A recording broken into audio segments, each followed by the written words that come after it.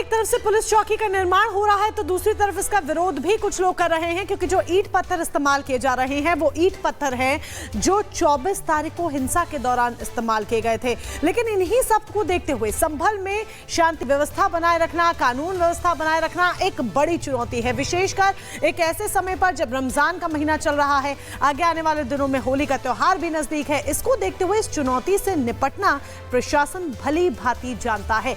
किस तरीके से पूरी कार्य योजना तैयार की गई है, रिपोर्ट देखिए।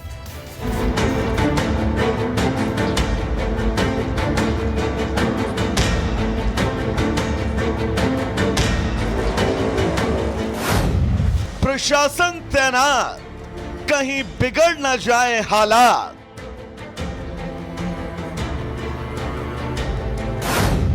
त्योहारों की रौनक कहीं फीकी न पड़ जाए। संभल में बीती 24 नवंबर की वो तारीख जिसने जिले की कानून व्यवस्था पर ऐसे गहरे सवाल उठाए जो संभल की गलियों में आज तक सुनाई दे रहे हैं। संभल की गलियां उन जख्मों की गवाही खुद दे रही हैं जिन गलियों में कुछ मजहबी कट्टरपंथियों ने कानून का माखौल उड़ाया। लेकिन आज संभल संभल रहा है। प्रशासन का पहरा चप्पे चप्पे पर है और प्रशासन ने संभल को ऐसी अभेद कानून व्यवस्था से जकड़ा है जो कि कानून हाथ में लेने वालों के लिए अब सर का दर्द बनता जा रहा है।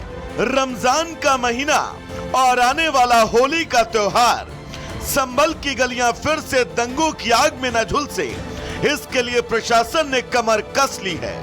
संभल की गलियों में पुलिसिया बूटों की धमक ये बताने के लिए काफी है कि संभल में पुलिस न सिर्फ सतर्क और चौकन्नी है, जबकि पुलिस हर एक पहलू पर बारीकी से नजर रख रही है।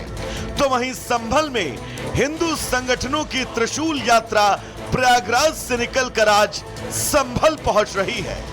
अभी जैसे होली है और अभी रमजान भी चल रहे हैं, तो उस सब चीज को देखते हुए शांति व्यवस्था के लिए डीआई साहब के नेतृत्व में, कप्तान साहब, डीएम साहब के साथ में, पूरे फोर्स के साथ में पूरा संभल में पैदल मार्च किया गया ताकि वही शांति व्यवस्था में कोई भंग न आ सके। संभल की पुलिस अलर्ट मोड में है, प्रशासन ग्राउंड पर है, इंटेलिजेंस अपना काम कर रही है और संभल की आवाम अपने त्योहारों को शांति से मनाने की जद्दोजहद में जुटी है, क्योंकि संभल के दंगाइयों पर एक्शन का सिलसिला आज हिंसा के लगभग 100 दिन बाद भी जारी है। Bureau report, republic Bharat. Sambhal से आगे बढ़ते हैं, खबर आपको झारखंड की बताते हैं, क्योंकि झारखंड की एक मोस्ट वांटेड महिला नक्सली जिसकी तलाश लंबे समय से पुलिस कर रही थी, उसकी गिरफ्तारी दिल्ली के पीतमपुरा से हो चुकी है। ये नक्सली महिला न सिर्फ हथियार चलाने में माहिर है बल्कि कई मुठभेड़ में भी शामिल रह चुकी है। रिपोर्ट देखिए।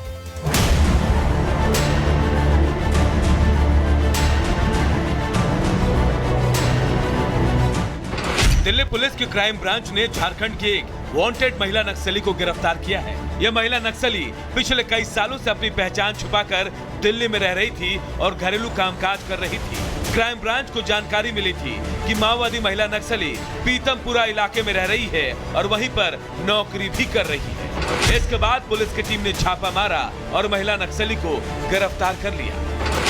शिकंजे में महिला नक्सली 2016 में नक्सली संगठन से जुड़ी, 5 साल तक कड़ी ट्रेनिंग मिली, हथियार चलाने में माहिर है। पुलिस के खिलाफ 3 मुठभेड़ में शामिल भी रही। 2020 से दिल्ली में रह रही थी महिला नक्सली। यह गिरफ्तारी न केवल दिल्ली पुलिस के लिए एक बड़ी कामयाबी है, वहीं अब नक्सलियों के शहरी प्लान का भी खुलासा हो रहा है, जो अपनी पहचान छुपाकर शहर में रहकर नक्सली गतिविधियों को अंजाम दे रहे हैं और अब पुलिस के हत्थे भी चढ़ रहे हैं।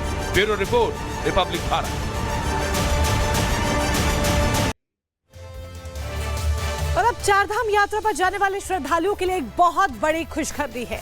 केदारनाथ धाम जाने के लिए जहां पहले दुर्गम रास्तों से होते हुए 21 किलोमीटर का सफर तय करना पड़ता था, जिसे तय करने में कुल करीब 9 घंटे का वक्त लगता था, लेकिन अब मोदी सरकार की नई योजना के जरिए और मोदी सरकार द्वारा जो कदम उठाया जा रहा है उसके जरिए अब आपका ये सफर मात्र 36 मिनट में पूरा होगा, क्योंकि केदारनाथ धाम जाने के लिए इस दुर्गम रास्ते पर एक रोपवे बनने जा रहा है।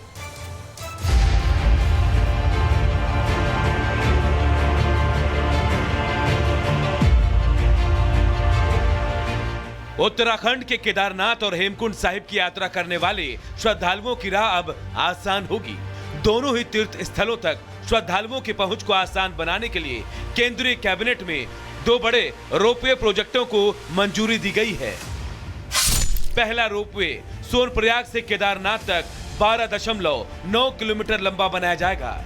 इस पर 4081 करोड़ की लागत आएगी। ये रोपवे हर दिन 18,000 यात्री ले जाने में सक्षम होगा। वर्तमान में केदारनाथ जाने के लिए 16 किलोमीटर की कठिन चढ़ाई करनी पड़ती है, जो गौरीकुंड से शुरू होती है। रोपवे बनने के बाद यात्रियों के लिए यात्रा बहुत सुविधाजनक और सुगम हो जाएगी। 4 धाम में बहुत ही महत्वपूर्ण धाम है केदारनाथ धाम।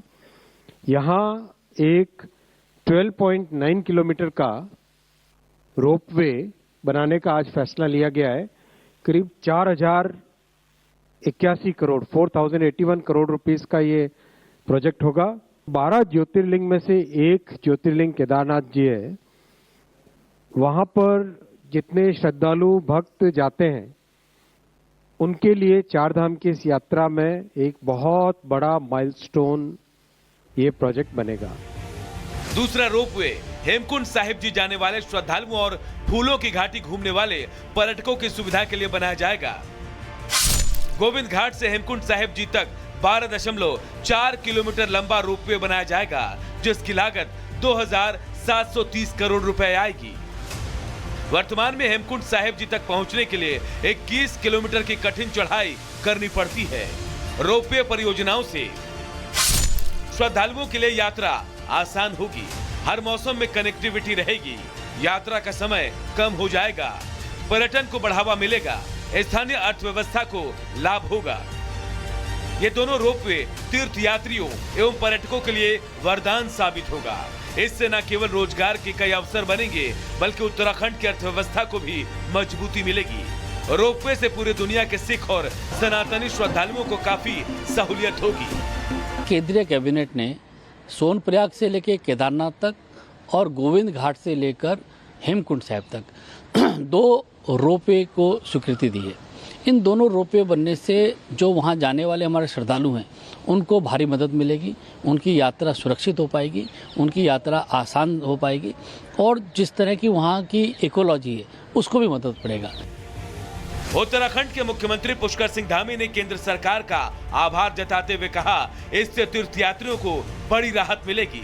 दोनों परियोजनाओं की कुल लागत 6,811 करोड़ होगी और इन्हें 4 से 6 सालों में पूरा करने का लक्ष्य रखा गया है। ब्यूरो